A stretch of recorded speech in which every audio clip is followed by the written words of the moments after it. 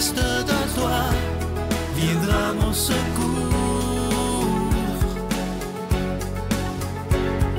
Viens semer dans mon âme le grain de l'amour. Je traverse un désert et je meurs de soif. Montre-moi le mystère qui garde la foi.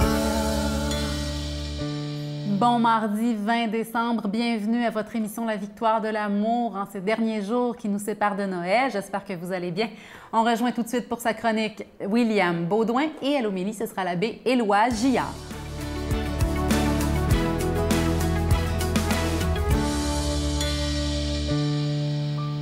Bonjour à vous, chers amis. J'espère que vous allez bien en cette belle journée. Quelle est belle cette journée!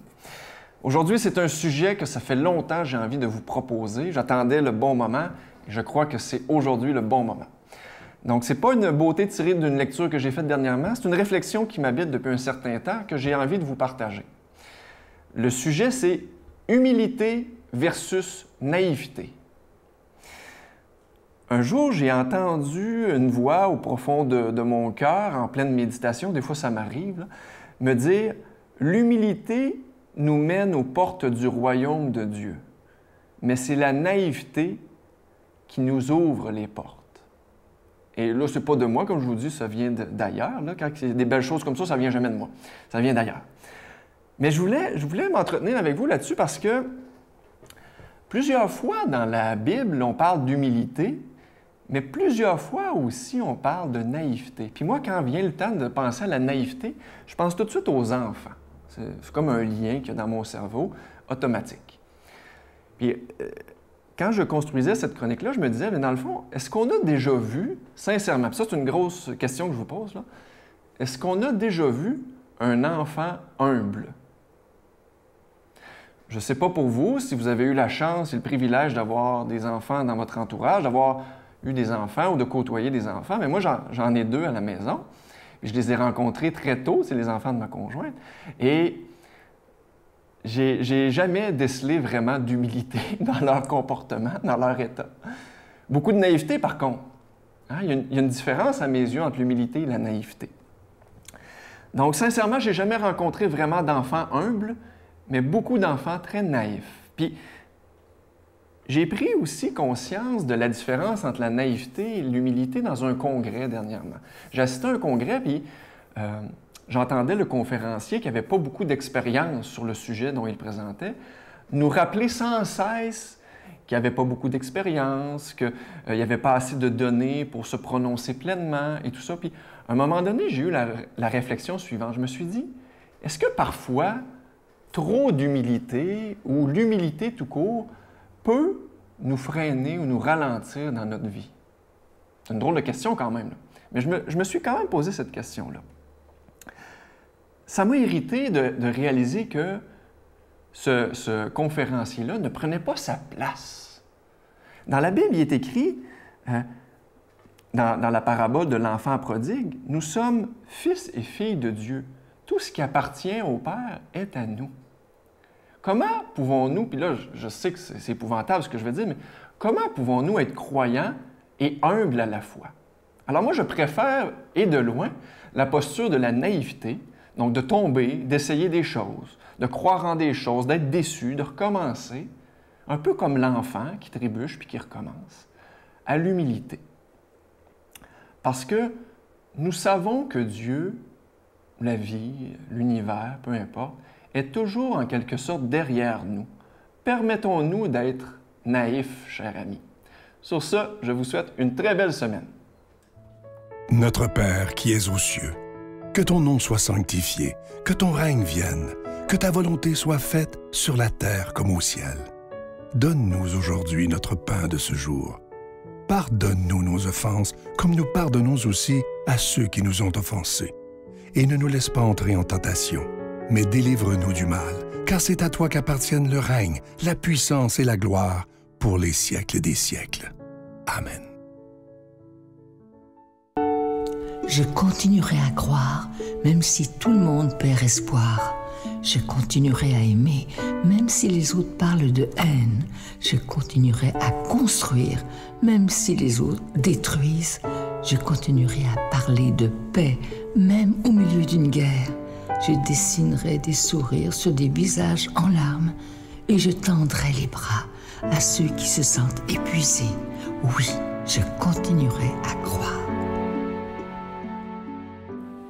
Encore une fois, je vous parle de ce magnifique cadeau du mois de décembre. Il s'agit de l'étoile de Bethléem. C'est en cristal, c'est un magnifique bijou et ça vient avec la chaîne qui est en acier inoxydable, donc ça ne ternira pas. Il y a aussi l'ange de Noël qui est absolument magnifique. C'est la collection 2022. Je sais qu'il y en a parmi vous qui font la collection depuis des années et des années. Cette année, il est en épinglette, il est en cristal également, orné de petits zircons. Et à la demande générale, la médaille miraculeuse est toujours disponible. Ces bijoux sont déjà bénis. Je vous rappelle que c'est avec un don de 25 $, pardon, et ça, si vous en voulez deux, avec un don de 40 $. Je vous donne l'adresse, la Victoire de l'Amour, case postale 120, succursale Boucherville à Boucherville, le J4B 5E6. Je vous la redonne, la Victoire de l'Amour, case postale 120, succursale Boucherville à Boucherville, le J4B 5E6. Également par téléphone, par carte de crédit du lundi au vendredi de 8h30 à 16h30 dans le 514-523-4433, 523-4433 ou sans frais le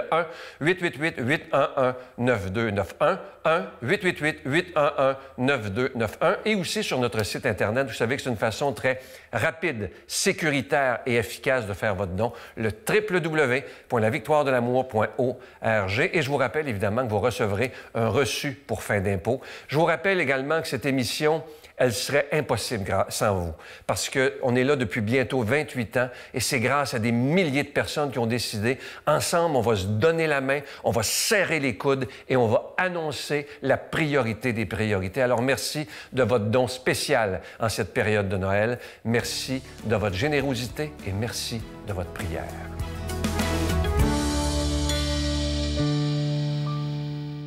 Mon Dieu, donnez-moi la sérénité d'accepter les choses que je ne peux changer, le courage de changer les choses que je peux et la sagesse d'en connaître la différence.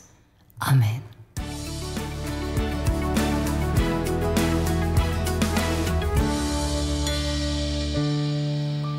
Bonjour mes amis, bon matin.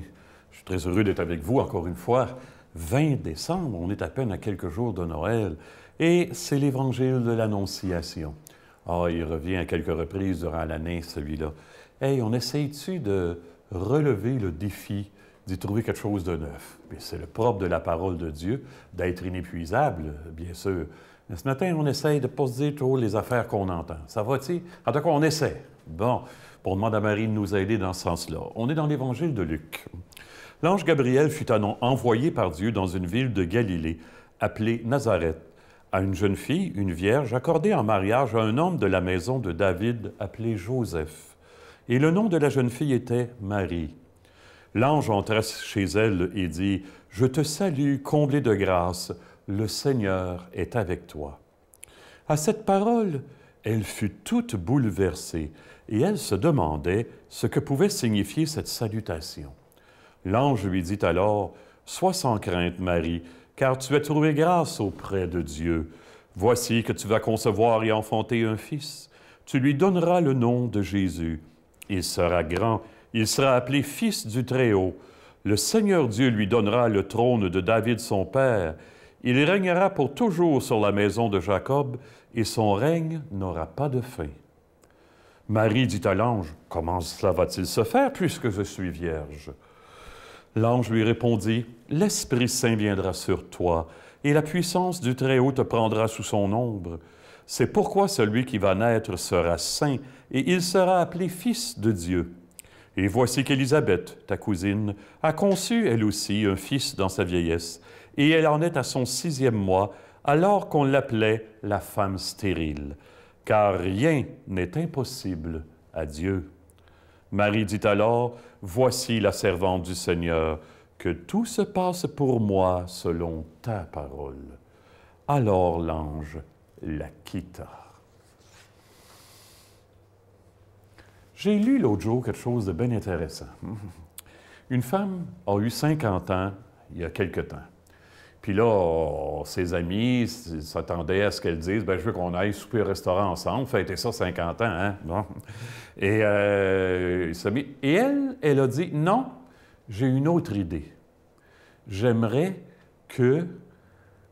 me faire un cadeau. J'aimerais qu'ensemble, on prépare un repas, des pâtes, là, pour 50 personnes, qu'on aille nourrir, qu'on l'offre à des personnes qui sont indigentes, qui sont pauvres, qui n'ont pas d'abri. Voilà. Et c'est ce qu'elles ont fait, c'était son désir. Et ça a été son plus bel anniversaire à vie.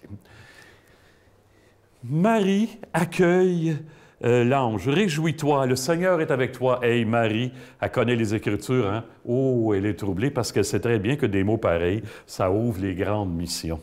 Tu vas devenir la mère du Messie. Oh, il y a des promesses là, qui vont tomber. Tu enfanteras un fils qui sera grand, on l'appellera fils du Très-Haut, et son règne n'aura pas de fin. Et Marie dit oui. Exactement comme dans l'exemple que je viens de dire, elle s'ouvre, elle se met au service du projet de Dieu. C'est pas pour moi, c'est pour les autres. Et tout au long de sa vie, qu'est-ce qu'elle va faire, Marie? Elle va apprendre, en tout cas, elle va être à côté de Jésus pour l'inciter à faire ça, s'ouvrir au projet de Dieu. Ce qui fait le plus de bien, c'est faire du bien aux autres. Saint Paul dit, en Jésus, Dieu nous a choisis avant la création du monde pour que nous soyons dans l'amour saint et irréprochable sous son regard. Il nous a d'avance destinés à devenir pour lui des fils et des filles. Voilà ce qu'il a voulu dans sa bienveillance. Hey, saint, irréprochable, fils, fille. Marie nous dit, un secret pour vous autres, demandez à Dieu de vous mettre à son service, de ne pas prendre pour vous, mais de, au contraire, donner pour les autres. Et vous allez voir qu'est-ce que ça veut dire. En toi est tout mon amour. Quand Dieu dit ça à quelqu'un. Hey, on est à 4 jours des célébrations de Noël. Saint et irréprochable sous son regard, comme a dit Saint Paul tantôt. On est capable à Noël de donner la sensation aux autres que ça va nous faire tellement de bien de rendre les autres heureux.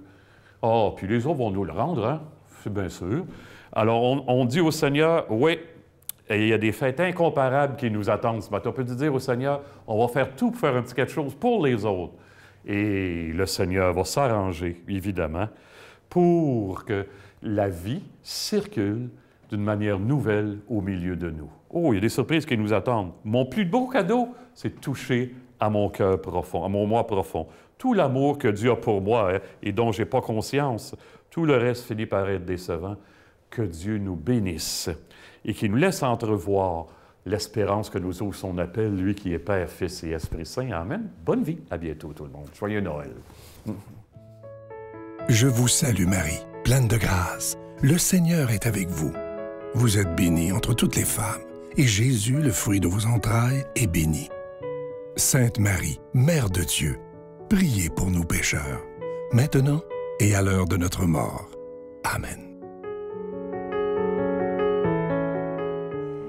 C'est la fin du mois de décembre. Dernière chance pour vous procurer ce cadeau du mois, l'étoile de Bethléem, l'étoile qui a rassemblé les rois mages des 4 coins du monde pour les amener à Jésus. C'est déjà béni, c'est en cristal tchèque, la chaîne est en acier inoxydable, ça ne ternira pas, ça s'offre bien. Donc, dernière chance, il n'y en reste pas beaucoup, donc allez-y. C'est 25, en échange d'un don de 25 $ ou 2 pour 40. C'est un bon moyen de porter témoignage sans le faire paraître. C'est béni, donc c'est source de bénédiction et de grâce pour nous-mêmes et pour ceux qui nous entourent. Bonne journée. Et je pense que c'est se resituer continuellement dans l'échelle des valeurs pour dire, oui, j'accepte de faire de l'argent, mais pas au profit, pas aux dépens de la personne humaine, pas contraire à mes valeurs. Aux nuits de foi,